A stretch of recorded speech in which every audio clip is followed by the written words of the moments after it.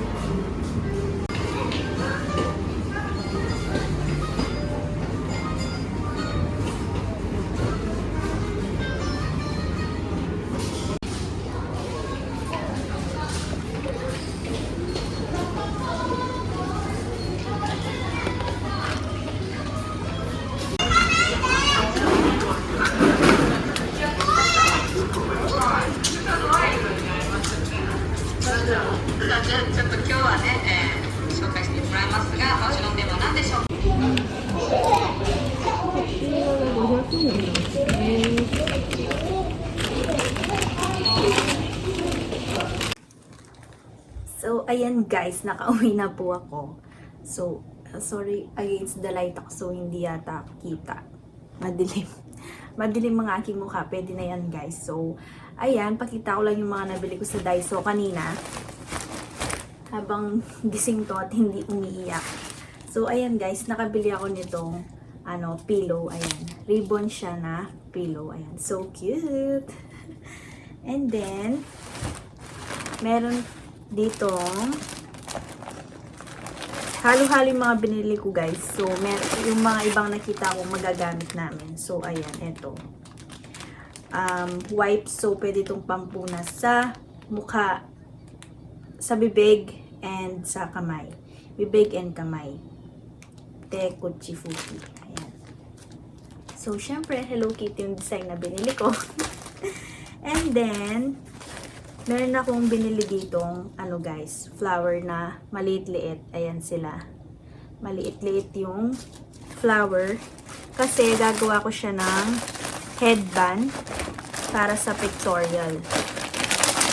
And then, yung binili kong garter, ayan. Binili akong garter. So, didikit ko dito guys yung mga bulaklak para makakagawa tayo ng headband.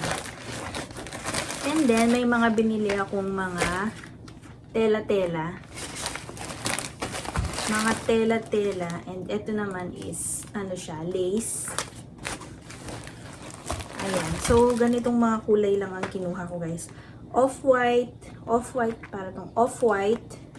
And then, ito is parang brown or nude.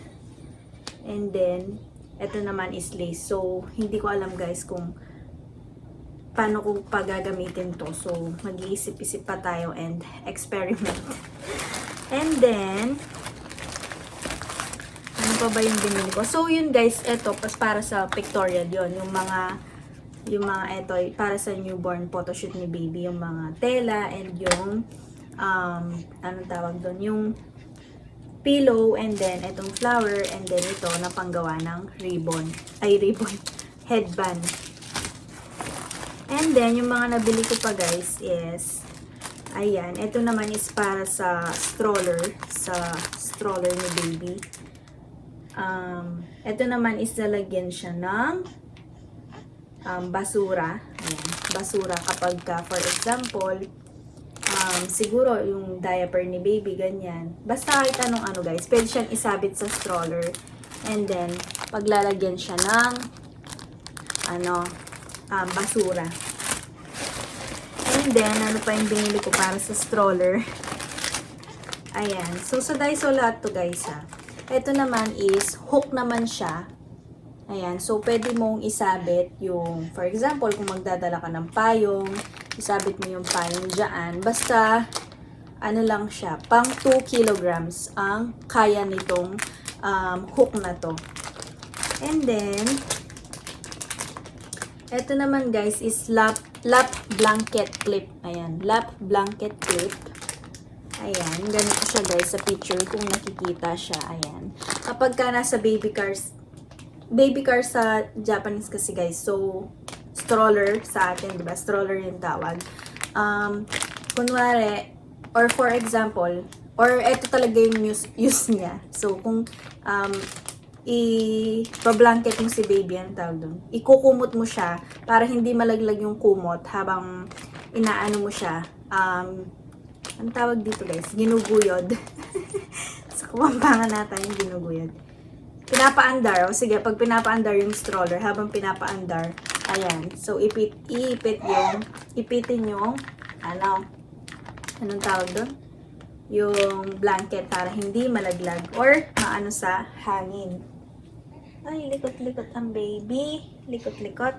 And then, meron ako ditong biniling wireframe stand. So, gagamitin din to sa monthly milestone ni baby, sa monthly pictorial niya. Ayan. Ayan, puro sa kanya yung binili.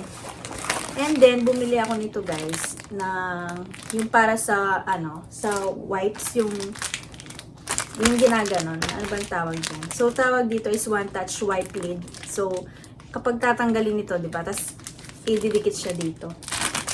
So, yun. And then, bumili akong sponge, ayan, para sa bahay, pang ng plato. And then, bumili din ako nitong tape. So, yung kasing ginagawa ko guys, yung sa ni baby, yung mga cake niya, for example, nung last diba, yung 1 siya. 1 month, kaya 1 yung ginawa ko. So, 2, 3, 4 yung mga ganyan.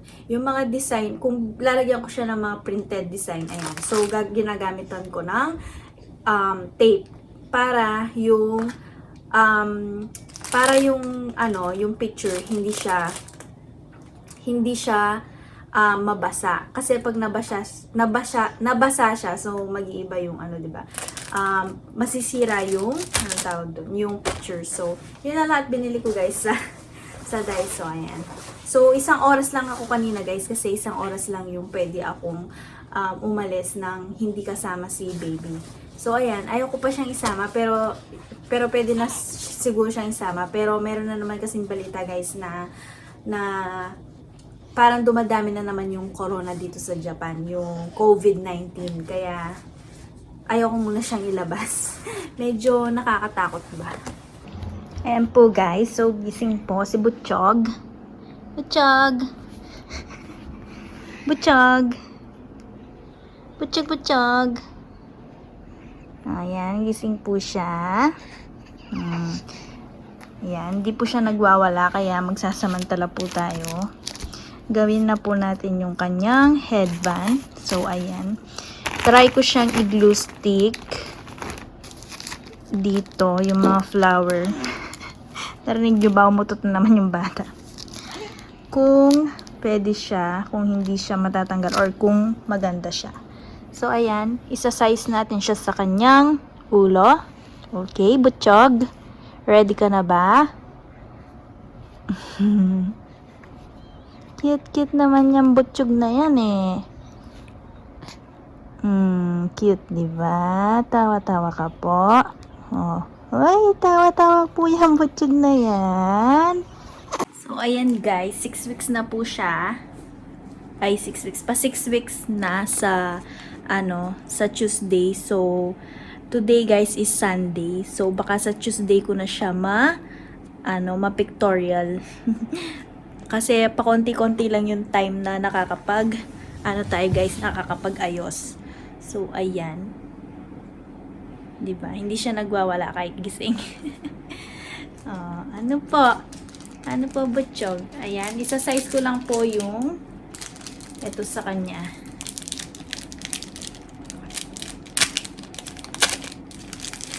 Susukatin ko lang sa kanya yung garter. Ayan.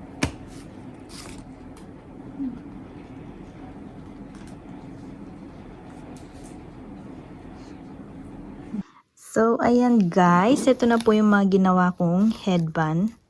Ayan, ginlugan ko lang sila. Ayan. So, dalawa yung ginawa ko. Ito, flower lang. Ito, merong leaves. And then, yung biniling unan sa, Daiso. And, ito naman, guys, is cortina. Itong lace na to. So, cortina namin to, guys. DIY na DIY, diba? And, ito naman, binili ko rin to sa Daiso, yung tela. Ayan, guys. And, unan lang yung sa baba. Ayan. And, naglagay lang ako dito ng pwedeng makapagpa-taas dito sa side na to. So, ayan. So, dito lang guys si Ai na pipicturan ng DIY newborn photoshoot. So, ayan. Dito ko rin siya pinicture nung 1 month siya. And then, ayan, aayusin lang yan guys and ready to picture na.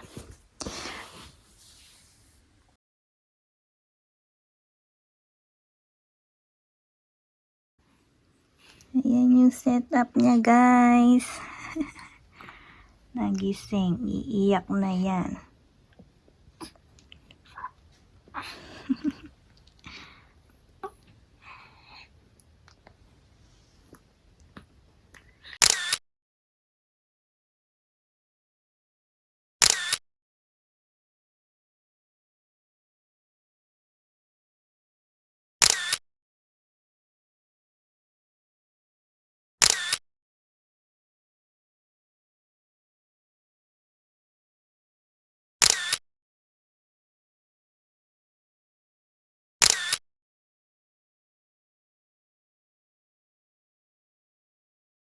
So, yun guys. Tapos na po ang pictorial ni baby. So, ayan. 6 weeks po ang kanyang picture na yon. Pang 6-week-old. Ayan. So, ayan. Sana po nag-enjoy po kayo dito sa aming video. At kung nag-enjoy kayo, please paki-like naman po ang aming video. And don't forget to subscribe to our channel kung hindi ka pa nakasubscribe. And paki-share na rin po sa mga friends. And see you to my next vlog. See you. Sabi mo. Jamboy na. See you. Oh, bye-bye na ikaw. Bye-bye. Bye-bye. Very good. Bye.